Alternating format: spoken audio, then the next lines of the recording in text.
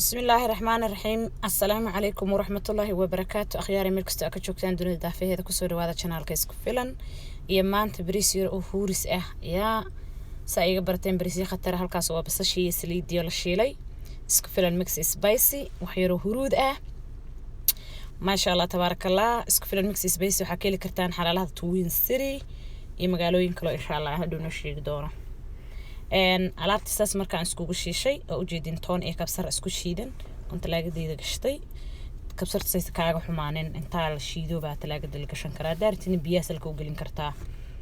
alaabtaasan saa iskaga dhigay intada saa markaad u khalaysid inta aad u macaan baad karsanaysaa shaki kama jira midaas. marka ku soo dhawaada dhamaanteen madaxweyne Marweyn meel kasta ka joogtaan dunida daafeeda waa anigoo awalaashin isku filan cox sidaad nagala adigu nooga barateen mar walba xijkeedana ka cusub ayaan idin wadaagaa. okay halkaan saad u jeedaan waxa waashidii iyo maxaa la dhahaa basashii iyo saliidii waan isku khaleynaya waxaan ku darayaa wax yar oo black pepper ama filfil ah. heelkoon xanuun buu leeyahay marka heelka badan ma bajeceli baan inaan isticmaalo laakiin mar waa iska isticmaalo caraftiisa waa iskaga baahanahay laakiin la iska ma badiyo. maanta heelka break baan ka qaadanay black pepper ama filfil ayaan isticmaalaynaa. ma sha Allah alaabtaas carafteeda qofkii la jooga la dareemi karaa. si fiican u khaleynaya si fiican marka aan khaleeyo waxaan ku soo darsanayaa briskeygi oo aan dhaqay 30 daqiiqana aan soo radiyay. briskeyga aad u maana radin 30 minutes ayaan radiyay briska isticmaalayana waa super basmati rice. halkaas waxa igu jira biyo iyo maraq digaag aan isku dhex karkariyay. maraq digaaga vegetable-ka isticmaal kartaa haddaad ka kala rabin. okay biyahaygan briskeygan khaleeyay beerka soo galiyay sida aad u jeedaanba qaadadan isku la dhex marinayaa. chickenkaygana waa idin tusi doonaa insha Allah sida aan briskan u hoorino asagii chickenka oo chickenka lafta saa ugu kala baxaysaan ku dheh ilmaha yararka ah ma sha Allah tabarakallah aad uga helaan.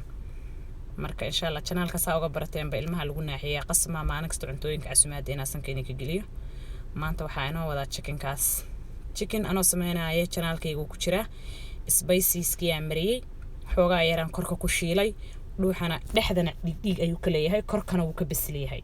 soo maxaan sameynayaa sidoo dhexda dhigdhiga ku jira uga guuro ama uga dhamaado waxaan dhex gelinayaa briskii aan khaleeyay biyihiisi ku biyeeyay maraq digaaga lahaa daboolkaan u dheeraynayaa ovenko 350 joogaan gelinayaa bahal chicken oo ilmaha yaryar u roon iyo bahal bris oo furfuro saa u kala daadanaya aan xabad haysanin ayaan nooga soo tuurayaa.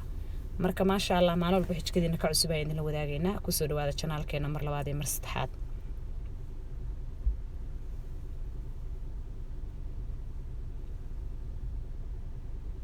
saa u jeedaan buuka ovenka markaan ka soo saaray briskii waa bris furfura xabad ma haysato saa u dheer chickenka cunug gacanta saas marka ugu soo geysid qof weyn iyo qof yar qofkii cunaayaba lama arag lamana maqalaal lahaa. ما شاء الله هداك عصبتها channelka isku filan cox fadlan subscribe button ka taawo iyo ku dhaafin amazing videos ka quruxda briskeena ma sha Allah inta haysan ilaahay ha siiyo. hadaa ka hesheen cajalkeena time sabsiya waxaan soo gaarnay dhamaadkii cajalkeeni waxaan la wadaagay waa chicken rice oo huuris ah bariis iyo chicken huuris ah ayaan maanta idin la wadaagay.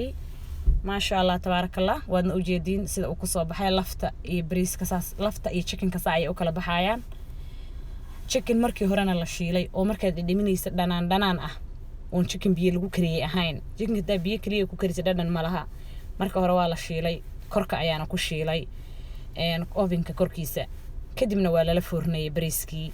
hadda u jeedin asaga iyo lafta waxay u kala yaacayaan si aad ka sheekin karin. marka waa channelkii caruur koris oo maalin walba wixii markaa jikeedana ka cusub aan ku soo qaadano sida ay iga barateenba waxaan leeyahay aad ba inaga mahad celinaya daawashadiina. markasta waxaan jeclahay inaan ahaado qof thankful ah oo dadka walaalihiisa ku dhaha jazakallahu khair. so thanks for watching ayaa idin leeyahay.